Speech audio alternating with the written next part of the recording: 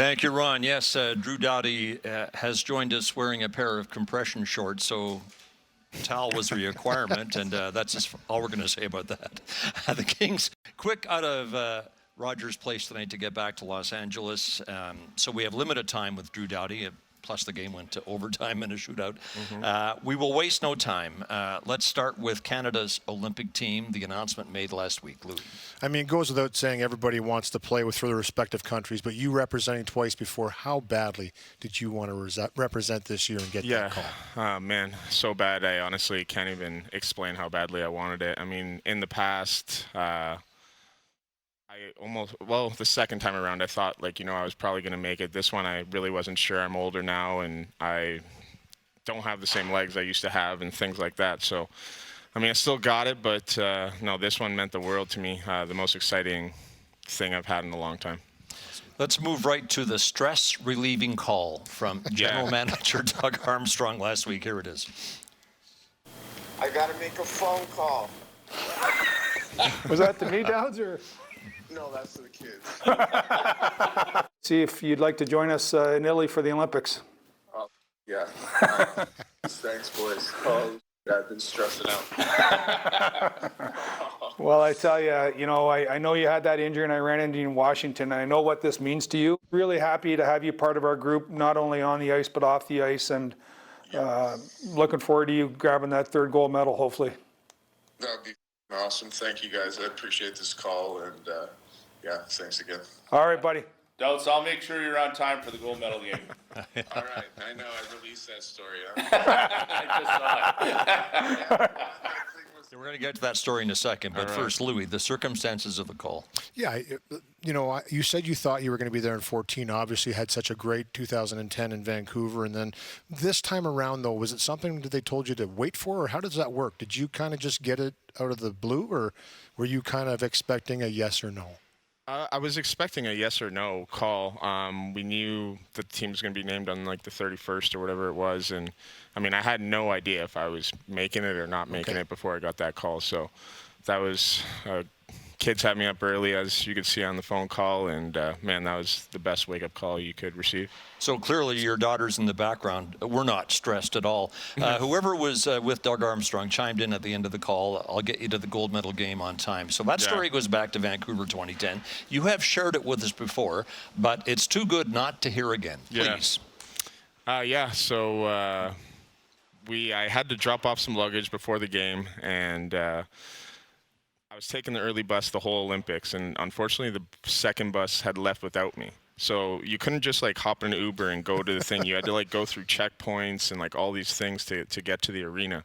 So I end up in the bottom of a shopping mall, take an elevator up, get out to the front doors of whatever Vancouver's arena is called, and there's thousands of fans waiting outside to get in the door. So this is probably hour 40 before the game, so I'm texting Fleury hey, get my gitch ready, and I'm gonna sneak in so nobody knows. And we accomplished it. And I said to Scott at the end of the call, I would have never released that story had we not won gold. So that was a crazy story, the most stressful moment of my life for sure. And thankfully we won. Well, you were 20 back then, and youngest member of Team Canada. It didn't take long for you to establish yourself as a Team Canada mainstay. It was almost instant, in fact. Louie. Yeah, I mean, you just developed and got better and better through that first tournament, and that obviously carried it through into 2014. Macklin Celebrini, 19 years old, is having a terrific season. He's going to be the youngest guy on Team Canada like you were one time. What message do you have for him? Oh, man, just enjoy it and be yourself. One thing early in the tournament, I was kind of playing nervous. I wasn't, making my same plays. I was just kind of giving the puck to the vets and not playing like myself. And Stevie Y came up to me and was like, hey, man, you made this team to play the way you play back in L.A. And from that point on, my game rose and I got more minutes and I was out there for the overtime goal. Yeah. So I'll just tell Macklin to, play his game right from the get-go. No one's going to be judging you. The vets are happy to, help you along the way. And, man, he's already probably top 3-5 player in the league at 19 years old. He could win the Hart. He just owned us the other night, actually, in L.A. and basically won the game for them. So, just be yourself and have fun and enjoy it. Question from Sloppy, that's the handle. Who are you most excited to play with or against at the Olympics? I'm not really excited to play against anyone. Just gonna ignore all my friendships, all my teammates. And, it's a new tournament, I know they're gonna do the same to me. But I mean, people aren't gonna like this in LA. But I love playing with Connor McDavid, obviously. Man, this guy is electric, and he has been a battle for me for years and years, and it doesn't stop. And I love playing against him, but to be on his team is special to watch, and it's a special feeling. He can just take over the game at any second and kind of does it every single game. So excited to play with him again.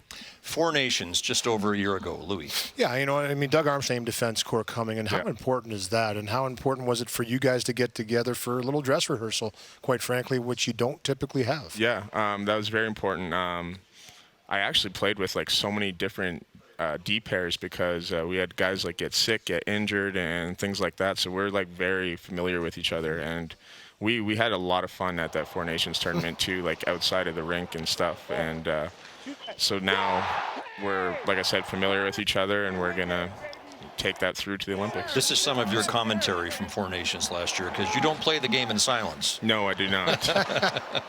But I think that's important too, right? Crosby and you will be the only two that are returning for a third time.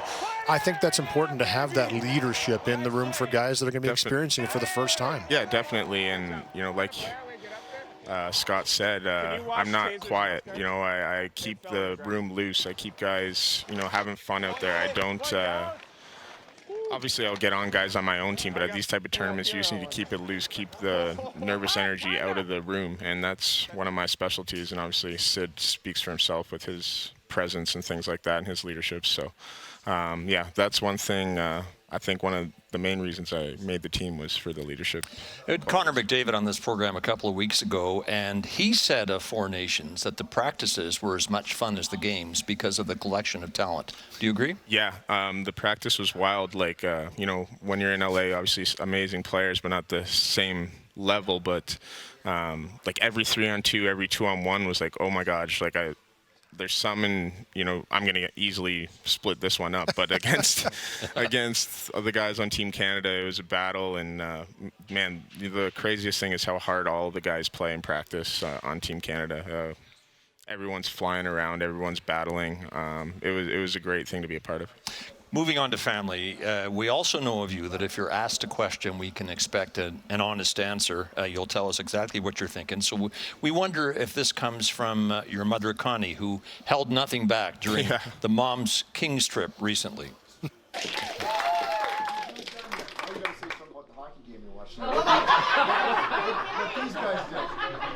Well, okay, I'll be honest. Second period, you guys suck.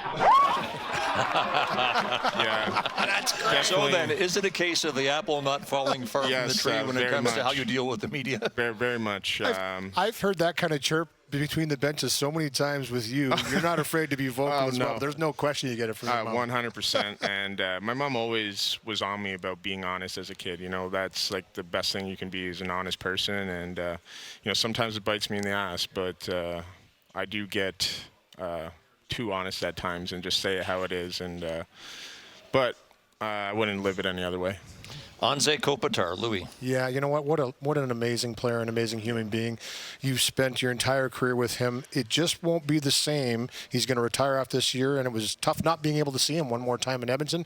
Maybe the playoffs for a fifth year in a row. Likely, right? We'll see about that. He still has a possibility to come to the playoffs, but just your time with him and what it's going to be like sending him off, it's going to be tough. Oh, it's going to suck.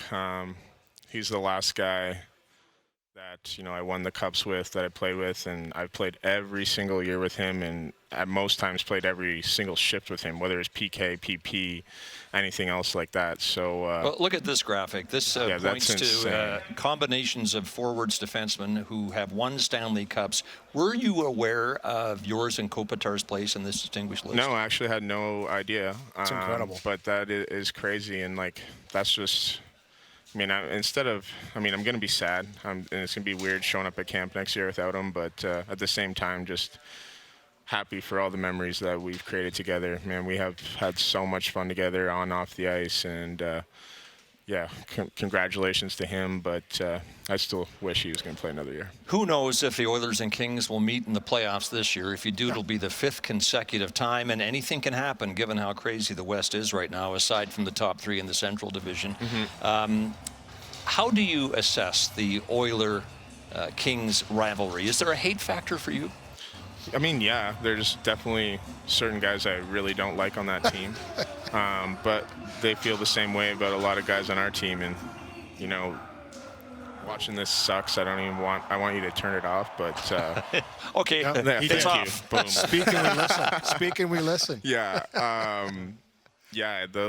It's been tough, man. We're playing the team that got to the Stanley Cup Finals 2 years in a row, and obviously that shows how good of a team they are. Obviously they have the best players in the world, but how good of a real team they are. And I mean, it sucks. We thought we had them, especially last year, and didn't up 2-0. Didn't prevail. And yeah, I mean, I don't want to go and say we want them again, but there's a good chance we could. And obviously we want a different outcome, and we're, you know, a lot of people talk about desperation in playoffs. Man, we couldn't have played with more desperation. Like, we were playing our butts off, and obviously they're doing the same thing, and unfortunately they beat us.